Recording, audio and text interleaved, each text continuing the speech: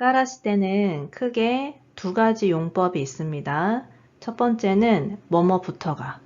예를 들어서 나는 그 사람 말투부터가 별로인 것 같아. 그러니까 말투도 싫지만 그 외에 다른 것들도 별로라고 생각한다는 거죠. 두 번째는 뭐뭐로 보아. 이거는 저희 내일 자세하게 배울 건데요. 요런 문법으로도 바꿔서 쓸 수 있습니다. 그리고 이 두 가지는 이렇게 명확하게 나뉘지 않아요. 해석을 할 때 이 두 개가 같이 해석이 되는 경우가 많습니다. 예문을 보면서 말씀드릴게요. タイの言語は文字からして難しそうだよね。 까라시 때는 앞에 명사에 접속하면 됩니다. 그리고 이 부분을 보면 소우다가 크게 전문이 있고 양태가 있잖아요. 추측도 같은 의미입니다. 그래서 양태 소우다는 이렇게 만들죠. 이형용사는 이를 떼고 나형용사는 다를 떼고 동사는 마스형에 그다음에 명사는 없습니다. 아예 없어요. 그래서 이형용사는 이를 떼고 그래서 어려워 보인다, 어려운 것 같다. やっぱり一流レストランは食器からして違うね。 명사에 접속하면 됩니다. 그래서 식기부터가 다르다. このホテルは従業員の挨拶からしてなっていない。 명사에 접속하면 되고요. 이 나떼이나이는 세트로 외우시면 될 것 같아요. 많이 쓰지는 않는데 한국어도 보면 사람한테 넌 사람부터 되라 라든지 저 사람은 되먹지 못했어 뭐 이런 식으로 되다라는 의미를 쓰잖아요. 그거랑 비슷한 의미입니다. 그래서 나떼이나이 그러니까 별로란 의미죠. 약간 의역이 되긴 했지만 한국어랑 비교해 보시면 이해가 되실 겁니다. さすが芸能人だよね。靴からしておしゃれだ。 명사에 접속하면 됩니다. 그래서 신발부터가 화려하다, 멋지다. ここのレストランは水一杯からして高いんだよ。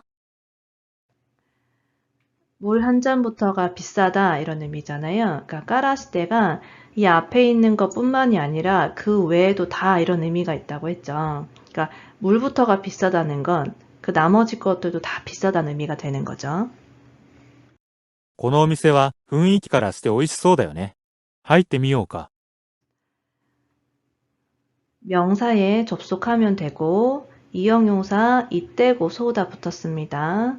그다음에 이 부분을 보시면 이런 표현이 은근히 많이 틀려요. 회화를 하거나 작문을 할 때 보면 하이루는 예외 1그룹 동사입니다. 태형 만드실 때 무조건 초검이 들어가야 돼요. 1그룹 동사입니다. 여기에 때 미루형에서 의지형으로 바꾼 거예요. 그래서 2그룹 동사의 의지형은 요우를 넣으시는 거예요. 그러니까 처음에는 예외 1그룹 동사였다가 2그룹 동사로 바뀌는 겁니다. このパン屋さんは匂いからして美味しそうだ。 명사에 접속을 하면 되고요. 여기에 이제 뭐뭐로 보아라고 해석했는데 부터가라고 해석하셔도 돼요. 그러니까 냄새부터가 맛있을 것 같다. 냄새로 보아 맛있을 것 같다. 둘 다 말이 되죠. 그래서 맨 처음 말씀드렸듯이 의미가 두 가지긴 하지만 서로 같은 결이에요. 결이 같아서 바꿔 써도 상관없는 경우가 많습니다. 新しく来た先生は話し方からして厳しそうだ。 하나시카타라고 하면 말투인데요. 동사 마스형에 카타가 붙은 패턴이에요. 그래서 뭐뭐 하는 방법 이런 의미인데 품사가 명사가 됩니다. 그리고 여기 보시면 이거 왜 쿠로 바뀌었을까요? 뒤에 오는 동사 때문에 그렇습니다. 형용사 뒤에 동사가 올 때는 형태를 바꿔줘야 되는데 이형용사는 쿠로 바꾸고 나형용사는 니로 바꿔야 동사를 수식할 수 있어요. 그래서 부사처럼 바뀐다라고 보시면 됩니다. 그래서 여기도 해석할 때 말투로 보아도 되지만 말투부터가 이렇게 해석하셔도 되죠. 彼女の話し方からして、ちょっと怒っていることが分かった。 말투로 보아 화난 걸 알 수 있다 이런 의미죠. 말투부터가 이렇게 해석하셔도 상관없고요. 그 다음에 N2에 와도 요 조사 많이 틀려요. 여기 가 붙이셔야 됩니다. 여기에 을을이어도 오는 뒤에 타동사가 올 수 있는데 와카루는 자동사거든요. 그래서 오를 쓰시면 안 돼요. 가 와카루 형태로 써주셔야 됩니다. 彼は目つきからして怖そうなことがわかる。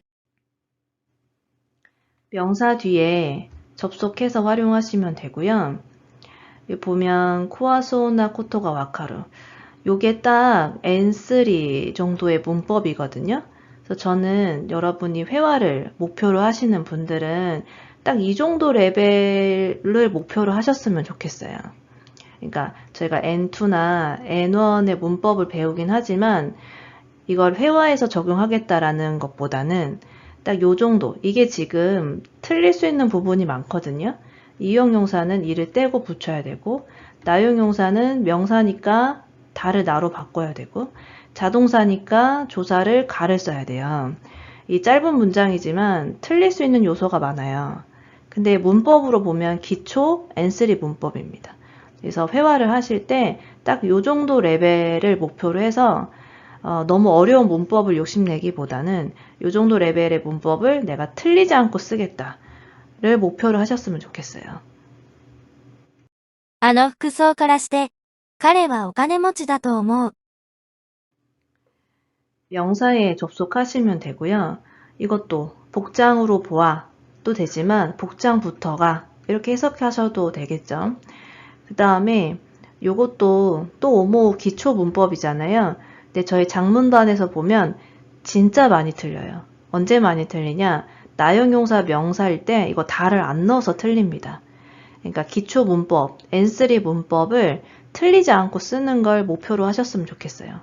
나용용사, 명사는 다를 꼭 넣으셔야 됩니다. あの様子からして、彼女は試験に合格したんだと思うよ。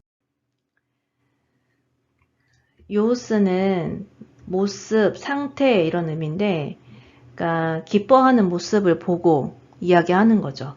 기뻐서 웃고 있다든지 박수를 치고 있다든지 기뻐서 방방 뛰고 있다든지 그런 상황을 본 거예요. 그런 모습을 본 거예요. 그래서 그럴 때를 요스란 단어를 써주시면 됩니다. 이게 한국말로 팍 와닿지는 않으실 수 있는데 제가 지금 말씀드린 것처럼 기뻐하는 그 모습 그걸 요스라고 표현한 거예요.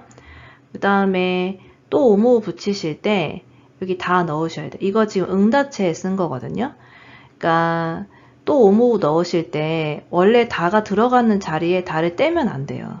다를 그냥 살려서 또 오모를 붙이시는 겁니다.